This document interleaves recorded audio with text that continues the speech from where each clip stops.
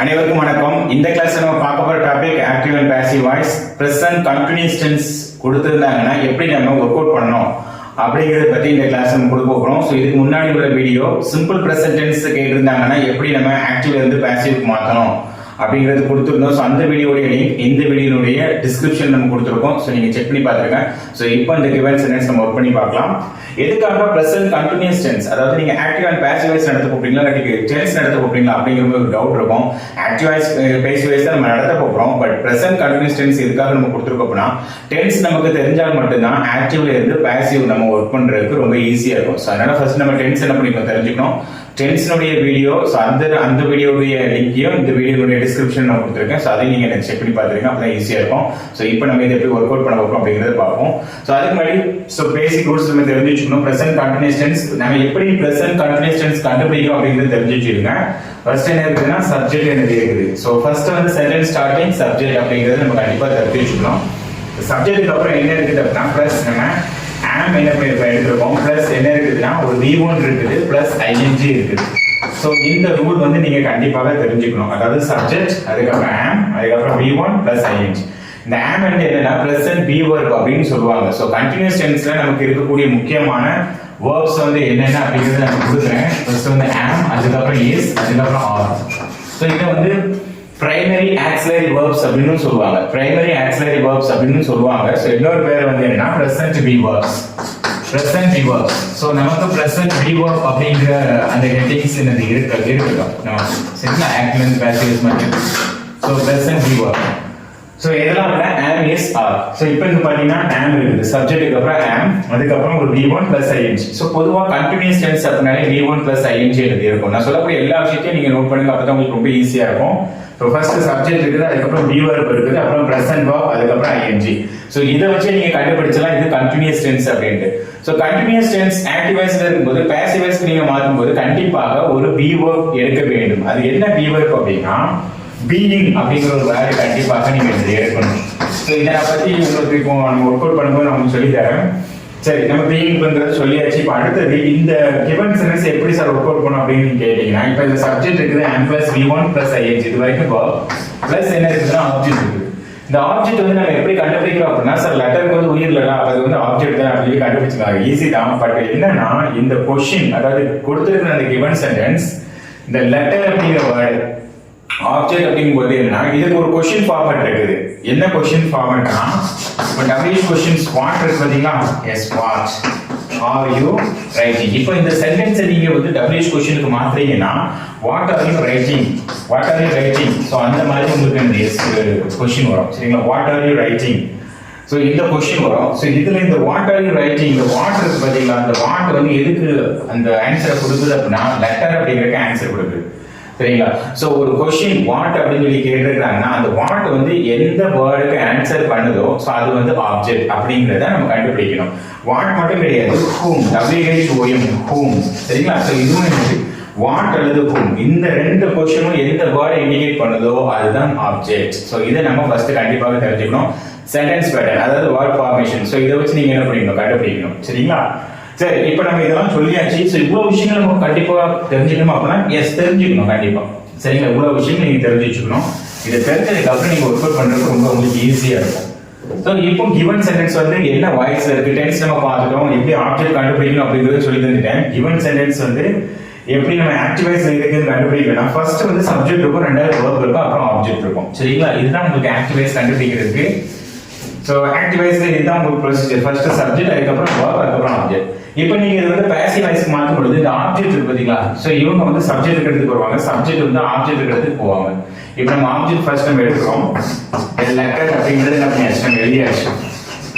சரிங்களா, எ லெட்டருக்கு அப்புறம் நமக்கு வந்து ஒரு எஸ் பி வர்ப் கண்டிப்பா நமக்கு வந்து தேவைப்படுது. சரிங்களா, பி வர்ப் அப்புறம் நம்ம கொடுத்திருக்கிற சென்டென்ஸ் இந்த present use am is are இருக்குது, இங்க லெட்டர் இருக்கு. அப்ப லெட்டருக்கு am வருமா எஸ் வருமா ஆர் வருமா அப்படிங்கிற ஒரு டவுட் இருக்கும். சோ அதுக்கு நீங்க என்ன பண்ணீங்கன்னா ஃபர்ஸ்ட் இந்த சப்ஜெக்ட் என்ன பண்ணுவீங்க, நீங்க எழுதிக்கங்க. எல்லா சப்ஜெக்ட் அப்படின்னா I, we, you, he, she, it and they, இது எல்லாமே சப்ஜெக்ட். சோ இத நான் வந்து போன கிளாஸ்ல என்ன பண்ணிருந்தேன் உங்களுக்கு கொடுத்திருந்தேன். So I, we, you, he, she, it இருக்குது. சோ இதுல என்ன இருக்குன்னா லெட்டர் இருக்கு. அப்ப இந்த லெட்டர் வந்து என்ன சப்ஜெக்ட் வரும் அப்படின்னா இட் அப்படிங்கிற சப்ஜெக்ட் வரும். ஏன்னா இன்அனிமேட் ஆப்ஜெக்ட் சிங்குலர், சோ அதனால இட் அப்படிங்கிறது வரும். இப்போ இந்த இட்ன்றது இதுல எந்த verb எடுப்போம் அப்படின்னா is அப்படிங்கறத எடுப்போம் சரிங்களா it is அப்ப ரிமைனிங் verb வந்து என்னென்ன அப்படின்னா இப்போ I இருக்குதுங்க I am எடுப்போம் we you they வந்து are எடுப்போம் he she வந்து is எடுப்போம் சோ இப்போ இந்த லெட்டர் இருக்கனால இது it சப்ஜெக்ட் அதனால நீங்க என்ன பண்ணீங்கன்னா is சப்ஜெக்ட் என்ன பண்ணீங்க எடுத்துக்கணும் அப்ப லெட்டர் is அது கண்டிப்பா எடுக்கணுமா அப்படின்னா yes கண்டிப்பா எடுக்கணும் ரூல் சரிங்களா be verb சோ அதனால நம்ம கண்டிப்பா எடுக்கணும் லெட்டர் is எடுத்தாச்சா இப்போ நம்ம லெட்டர் is அப்படின்னு எடுத்துட்டோம் லெட்டர் isக்கு அப்புறம் ஒரு நமக்கு வந்து ஒரு be verb இன்னொரு be verb அதாவது இது வந்து एक्चुअली be verb தான் சரிங்களா லெட்டர் is எதுக்குன்னா சிங்குலர் ஆப்ஜெக்ட் இருக்கு பாத்தீங்களா சிங்குலர் ஆப்ஜெக்ட் மென்ஷன் பண்றதுக்கு உண்டான verb அதனால நம்ம என்ன பண்றோம் is எடுக்கணும் நல்லா கவனிச்சுக்கோங்க சரிங்களா அடுத்து கண்டினியூஸ் டென்ஸ்க்கு ஒரு be verb இருக்கு கண்டினியூஸ் டென்ஸ்க்கு என்ன be verb அப்படினா இப்போ இந்த ரைட் இருக்கு பாத்தீங்களா ரைட்டிங் இத நீங்க இந்த ing ஃபார்மட் நீங்க தனியா என்ன பண்ணிக்கணும் எடுத்துக்கணும் ஏன் அப்படினா இப்போ நான் எக்ஸ்பிளைன் கொடுக்கிறேன் பாருங்க டெஃபினிஷன் கொடுக்கிறேன் இப்போ ரைட்டிங் இருக்குதா இப்போ இந்த ரைட்டிங் வந்து நார்மலா நீங்க பாசிவ் மாத்தும்போது ரைட் வந்து v1 ரோட் வந்து என்னன்னா v2 அதுக்கு அப்புறம் ரிட்டன் அப்படிங்கிறது v3 நீங்க பாசிவ் ஃபார்மட்டுக்கு மாத்தும் பொழுது இந்த ரைட்டிங் இருக்கு பாத்தீங்களா இது பிரிஞ்ச உடனே உங்களுக்கு ரைட் தனியா வந்துரும் ing தனியா இருக்கும் சரிங்களா அப்ப இந்த ரைட் வந்து என்னன்னா உங்களுக்கு ரிட்டனா மாறிடும் சரி நெக்ஸ்ட் பாருங்க லெட்டர் இஸ் ரிட்டன் அப்படின்னு மாறிடும் அதுக்கப்புறம் இந்த ing இருக்கு பாத்தீங்களா இந்த ing வந்து நம்ம எதிர எடுக்கணும் அப்படின்னு சொல்லிட்டு ஒரு குழப்பம் இருக்கும் இந்த ing இருந்து போயிடும் இப்போ இந்த ing அப்படிங்கிறது இந்த is வந்து be verb நம்ம சொல்லி வச்சிருக்கோம் பாத்தீங்களா இந்த be இருக்கு பாத்தீங்களா இந்த be கூட நம்ம என்ன பண்ணிக்கணும் பிளஸ் ing சேர்க்கணும் c போட்டு என்னன்னா being அப்படின்னு மாறிடும் எதுக்கு நம்ம எடுக்கிறோம் அப்படின்னா ing எடுக்கணும் நீங்க கே கிளாஸ் is கிளாஸ் ஆல்ரெடி அப்பலாம் நம்ம is ரைட்டிங் எழுதிக்கலாம் சார் is written அப்படின்னு எழுதிக்கலாம் அப்படின்னு நினைக்கலாம் அப்படி இருக்கக்கூடாது லெட்டருக்கு அப்புறம் நீங்க எடுக்கக்கூடிய verb ஓகே ஆனா கண்டினியூஸ் டென்ஸ் அப்படின்னு கண்டினியூஸ் டென்ஸ்க்கு உண்டான being அப்படிங்கிற verb நீங்க என்ன பண்ணீங்க எடுக்கணும் அப்ப வெறுமனே ing எழுதி வராது அப்ப ing வந்து நீங்க என்ன பண்ணணும் அப்படின்னா இப்போ இந்த and is are the isங்கிறது ஒரு be verb இருக்கிறதுனால நம்ம be கூட ing சேர்த்து being அப்படின்னு எடுக்கணும் சோ அதனால இந்த being அப்படிங்கிறது நீங்க எடுக்கணும் சரிங்க சார் இப்போ லெட்டர் இஸ் ரிட்டன் சொல்லிட்டு எழுதிட்டோம் அப்ப இந்த being எதுக்கு எதுல வரும் அப்படின்னா லெட்டர் இஸ் இந்த ரிட்டன் இருக்கு பாத்தீங்களா அந்த ரிட்டனுக்கு முன்னாடி நம்ம என்ன பண்ணிக்கலாம் being அப்படிங்கிறது என்ன பண்ணி எழுதணும் அப்ப ஏன் சார் இந்த ரிட்டன் எழுதுறீங்க அப்படின்னா சோ உங்களுக்கு வந்து புரியணும் அப்படிங்கறதுக்காக நான் என்ன பண்றேன் எழுதுறேன் லெட்டர் இஸ் being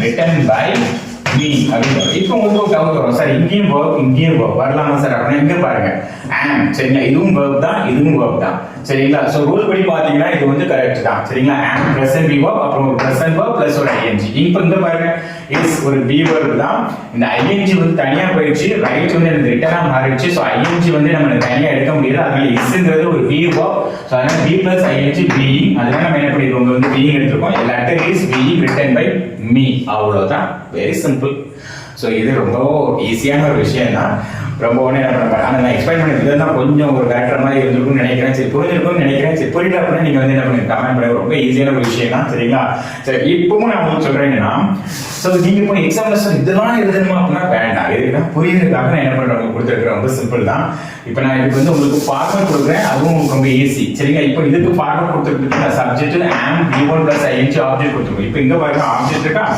பிளஸ் வந்து is இருக்கு அப்ப isங்கிறது be verb என்ன be verbனா present be verb இன்னொரு கேள்வி present be verb ஏன் சார் எடுக்கணும் அப்படின்னா present continuous tense இருக்கிறதுனால நம்ம present be verb எடுக்கிறோம் ஒருவேளை past இருந்துச்சுன்னா past be verb நம்ம என்ன பண்ண எடுக்கணும் சரிங்களா சோ ஆப்ஜெக்ட் அதுக்கு அப்புறம் yes be verb எடுத்துக்கோம் பிளஸ் வந்து being எடுத்துக்கோம் being எதனால வந்துச்சு நான் சொல்லிட்டேன் பிளஸ் நம்ம v3 எடுத்துக்கோம் பிளஸ் y எடுத்துக்கோம் பிளஸ் வந்து ob அதாவது objective pronoun சரிங்களா இது வந்து சோ இந்த சப்ஜெக்டிவ் அதாவது இந்த ஐ இருக்கு பாத்தீங்கன்னா இது வந்து சப்ஜெக்டிவ் pronoun இது இங்க சேஞ்ச் ஆகும்போது அப்ஜெக்டிவ் pronoun இது மாறிடும் சோ இவ்வளவு தாங்க ஆக்டிவ் அண்ட் பாசிவ் வாய்ஸ் சரிங்களா இன்னும் ஒரே ஒரு விஷயம் என்னன்னா இப்போ இதுல லெட்டர்னு ஒன்னு இருக்கு பாத்தீங்களா லெட்டர் இப்போ இதுல நான் எடுத்துட்டு இந்த இடத்துல நான் லெட்டர்ஸ் மாத்திட்டேன் இப்போ இது வந்து ப்ளூரல் சப்ஜெக்ட் அப்படி ப்ளூரல் சப்ஜெக்ட் வந்துச்சு சரி ப்ளூரல் ஆப்ஜெக்ட்ல இருக்குது சரிங்களா ப்ளூரல் ஆப்ஜெக்ட் இருந்துச்சு அப்படின்னா நீங்க இந்த இடத்துல லெட்டர் இருக்கு பாத்தீங்களா ஏன் கட் பண்ணிடணும் ஏன் வந்து கேபிட்டல் லெட்டர் மாத்தணும் லெட்டர்ஸ் சரிங்களா எடுத்துக்கணும் அதுக்கப்புறம் இஸ்க்கு பதிலா நீங்க ஆர் எடுக்க வேண்டும் அவ்வளவுதான் ரொம்ப சிம்பிள்